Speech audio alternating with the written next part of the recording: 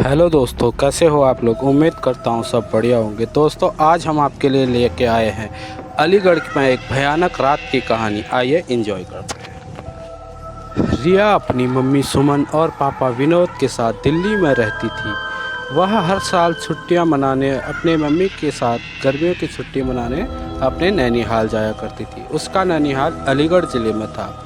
एक बार की बात है, रिया के स्कूल की छुट्टियां पड़ चुकी थी। रिया और सुमन नैनीहाल जाने के लिए तैयार थे। विनोद को ऑफिस के काम में काफ़ी देर बाद छुट्टी हुई। दिन ढल चुका था। सुमन ने कहा, अब रहने दो, अब जाने का समय नहीं है। सुबह होते ही हम अलीगढ़ के लिए निकल जाएंगे। इस पर विनोद ने कहा, हमारे पास खुद की कार है। दिन ढल गया तो क्या हुआ, हमें कौन सा वाहन बदलना है।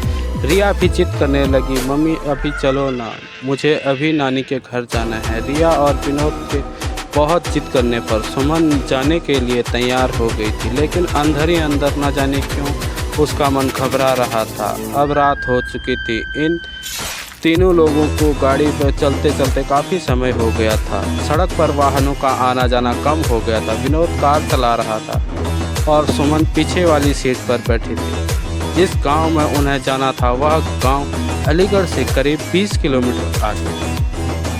वह अलीगढ़ पहुंच गए थे। आगे का रास्ता कच्चा और सुनसान था। वहां कोई आचा दाता नहीं दिख रहा था। गाड़ी अब कच्चे रास्ते पर चले जा रही थी। थोड़ी दूर जाने पर गाड़ी अचानक रुक गई और रिया ने पापा से कहा, पापा क्या हुआ, गाड़ी बंद कैसे हो गई। विनोद ने कहा, पता नहीं बेटा, उतर कर देखता हूँ। सुमन ने कहा, जल्दी देखिए, यहाँ से चलिए, यहाँ कितना सुनसान रास्ता है, मुझे कुछ ठीक नहीं लग रहा है। कार से उतरकर विनोद ने गाड़ी के बोनट खोलकर देखा, लेकिन गाड़ी में कहीं कोई कमी नहीं दिख रही थी। वह कार के अंदर आकर बैठ गया और कुछ सोचने लगा।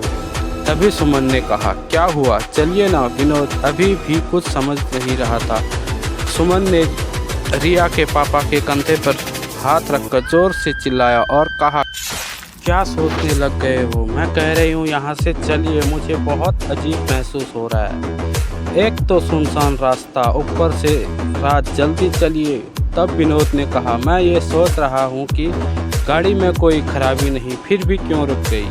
देखिए, क्या पता गाड़ी स्टार्ट हो जाए। तब विनोद ने गाड़ी स्टार्ट करने के लिए चाबी घुमाई और गाड़ी स्टार्ट हो गई। अब कार दोबारा उस अंधेरे रास्ते पर चीरते हुए आगे बढ़ रही थी। तभी थोड़ी दूर कार चली थी कि रिया की मम्मी जोर से चिल्लाई। एकदम विनोद ने कार रोक दिया और दोनों मम्मी पापा ने रिया से कहने लगे, बेटा क्या हुआ, तुम क्यों चीखी। इस पर रिया ने कहा, पापा मुझे ऐसा लगा कि हमारी कार के नीचे कोई आदमी या औरत आ गए हैं। तभी विनोद ने कहा, नहीं बेटा, ऐसा कुछ नहीं है। अगर वह औरत आदमी हमारी कार के नीचे आ जाते हैं तो हमें पता चलता, और वैसे भी रात बहुत हो गई है। मुझे नहीं लगता कि इस रास्ते पर हमारे अलावा और भी कोई होगा। रिया की आंखें डर से फटी हुई थी और वह कह रही थी, नहीं पापा, ट्रस्ट मी, मैंने देखा उन आदमी औरत को। सुमन ने कहा, गाड़ी तेज़ चलाइए। तो दोस्तों, आपको क्या लगता है, वह आदमी और वह औरत और वह आदमी कौन थे। क्या वह रियल में उस गाड़ी के नीचे आए थे। जानते हैं अगली कहानी में। तब तक के लिए धन्यवाद।